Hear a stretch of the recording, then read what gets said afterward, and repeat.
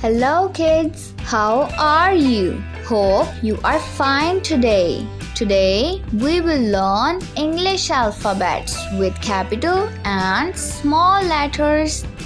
Meet with the letter J. It sounds J, J. Say J. Now let's meet the small letter J. It sounds J, J. Say J. Now let's move to the objects that starts with letter J. J is for jeep, jeep, jeep.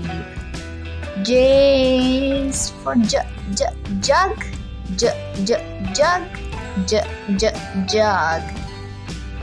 J is for jelly, jelly, jelly. Hey, I like jellies. Do you? J is for jar, jar,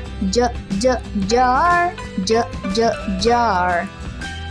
J is for jacket, jacket, jacket. So kids, did you notice the sound of jeep, jug, jelly, jar and jacket? J sounds J, J. Say J. So children, keep learning this with friends and teachers. See you in the next video.